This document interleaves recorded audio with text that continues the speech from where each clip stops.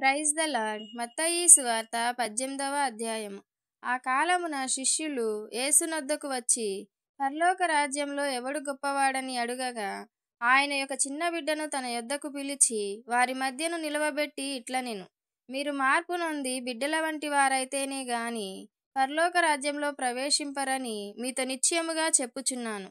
కాగా ఈ బిడ్డ వలె తన్ను తాను తగ్గించుకొని వాడెవడో వాడే పరలోక రాజ్యంలో గొప్పవాడు. మరియు ఈలాటి ఒక బిడ్డను నా పేరిట చేర్చుకొనువాడు నన్ను చేర్చుకొనును.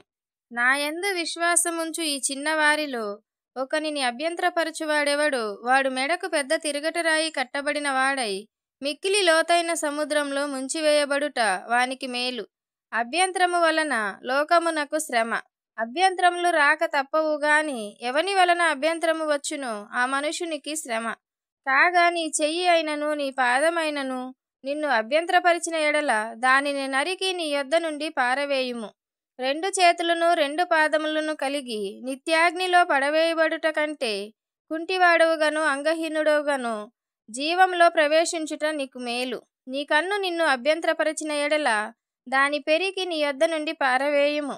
రెండు కన్నులు కలిగి అగ్నిగల నరకములో పడవేయబడుట కంటే ఒక కన్ను కలిగి జీవంలో ప్రవేశించుట నీకు మేలు. ఈ చిన్నవారిలో ఒకనినైనను తృణీకరింపకుండా చూచుకొనుడి. వీరి దూతలు పరలోకమందున్న నా తండ్రి ముఖమును ఎల్లప్పుడూ పరలోకమందు చూచుచుందురని మీతో చెప్పుచున్నాను.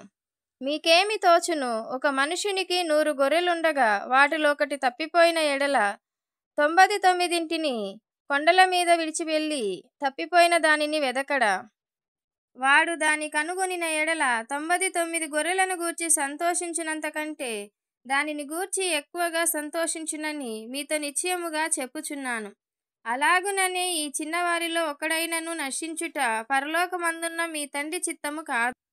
మరియు నీ సహోదరుడు నీ ఎడల తప్పిదము చేసిన ఎడల నీవు పోయి నీకును అతడును ఒంటరిగా నున్నప్పుడు అతనిని గద్దించుము. అతడు నీ మాట వినిన ఎడల నీ సహోదరుని సంపాదించుకొంటివి. అతడు వినని ఎడల 2-3 సాక్షుల నోట ప్రతి మాట స్థిరపరచబడినట్లు నీవు ఒకరినిద్దరిని వెంటబెట్టుకొని అతని యొద్దకు పొమ్ము. అతడు వారి మాటయు వినని ఎడల ఆ సంగతి సంఘమునకు తెలియజెప్పుము. అతడు సంఘపు మాటయు వినని ఎడల అతనిని నీకు అన్యునిగా సుంకరిగాను ఎంచుకొనుము. భూమి మీద మీరు వేటిని బంధింతురో అవి పరలోకమందును బంధింపబడును. భూమి మీద మీరు వేటిని విప్పుదురో అవి పరలోకమందును విప్పబడునని మీతో నిశ్చయముగా చెప్పుచున్నాను. మరియు మీలో 2 తాము వేడుకొను దేనిని గూర్చి అయినను భూమి మీద ఏకీభవించిన ఎడల అది పరలోకమందున్న నా తండ్రి వలన వారికి దొరుకునని మీతో చెప్పుచున్నాను. ఏలయనగా 2-3 నా నామమున ఎక్కడ కూడియుందురో అక్కడ నేను వారి మధ్యన ఉందునని చెప్పెను.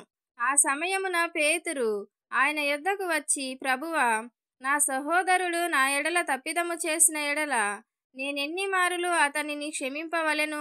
7 మార్ల మట్టుకా అని అడిగెను. అందుకు యేసు అతనితో ఇట్లనెను, 7 మారుల మట్టుకే కాదు 70 ఏళ్ల మార్లు మట్టుకని నీతో చెప్పుచున్నాను. కావున పరలోక రాజ్యము తన దాసుల యొద్ద లెక్క చూచుకొనగోరిన యొక్క రాజును పోలియున్నది. అతడు లెక్క చూచుకొన మొదలు పెట్టినప్పుడు అతనికి 10,000 తలాంతులు అచ్చియున్న ఒకడు అతని యొద్దకు తేబడెను.